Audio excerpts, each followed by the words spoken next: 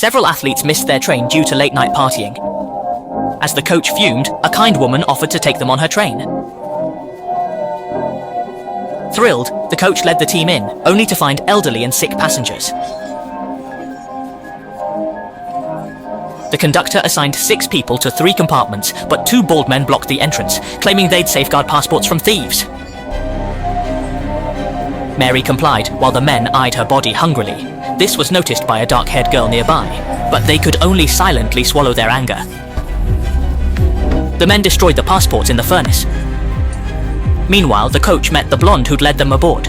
She sat opposite him without permission, saying she loved trains but sometimes felt lonely. The coach, catching her hint, went to a private compartment. As things heated up, she suddenly jabbed his neck with a needle, paralyzing him instantly. His team, oblivious, played truth or dare in another car.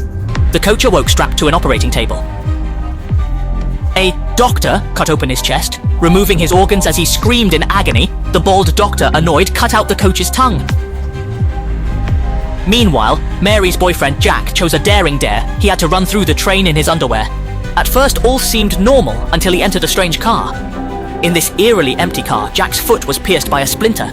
Then he encountered a deranged doctor who grabbed a stick to chase him away, but the doctor's methods were brutal, knocking him out in minutes. Meanwhile, Mary anxiously waited. Not seeing her boyfriend return, she searched the corridor and soon met the conductor. Mary explained her boyfriend's disappearance. The conductor said he must be drunk, sleeping it off somewhere. If he's not found by tomorrow, he'd help search the carriages. Little did he know the boyfriend was in the last car, strung up by a blonde woman. The deranged doctor shattered his spine with a hammer, then removed his eyeballs with a tool. The next day, Mary went to look for her boyfriend in the compartments. She found the bed occupied. The coach claimed ignorance, said he'd locked the room as there was nowhere else to sleep. Sensing something off, they knocked on the coach's compartment door. The impatient man violently forced the door open, but found no coach inside.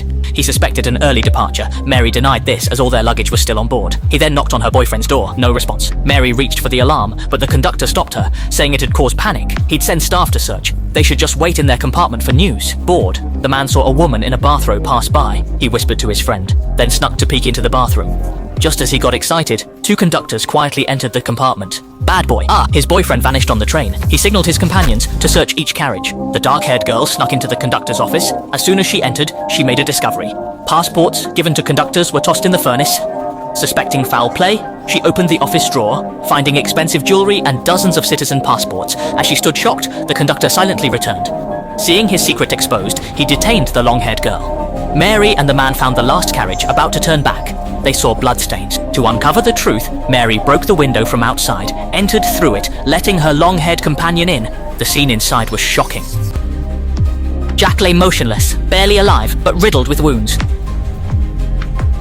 They freed a man from a cage, but Mary insisted on taking her boyfriend. Her boyfriend refused, asking for a quick end. The freed man ended Jack's suffering. They encountered a doctor with an injured girl. Mary and the long-haired man escaped, while others stayed behind.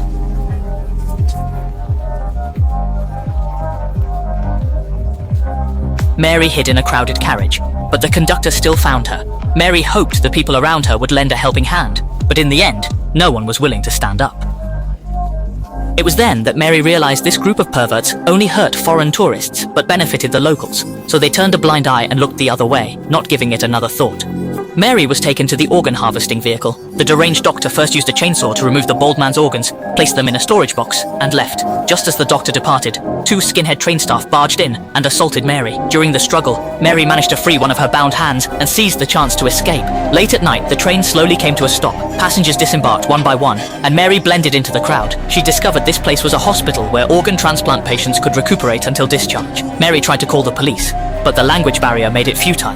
She then stumbled upon a long-haired man being held captive and rescued him. Passing by a ward, they saw Mary's boyfriend Jack's blue eyes had been transplanted onto a boy. They fled into the woods, but unfamiliar with the terrain, Mary left the man behind to scout ahead. With no other choice, she returned to the train. As the workers celebrated with champagne, she snuck into the engine car, planning to destroy the horrific operation with gasoline. However, she was caught by the conductor, and a fight ensued. Using chains in the car, Mary overpowered the conductor. She then doused the floor with gasoline. At that moment, the blonde woman Vaishun arrived, pleading with Mary not to do anything foolish, claiming her actions were to cure the sick and save lives. Mary retorted, "What about my friend's life? Doesn't that count?"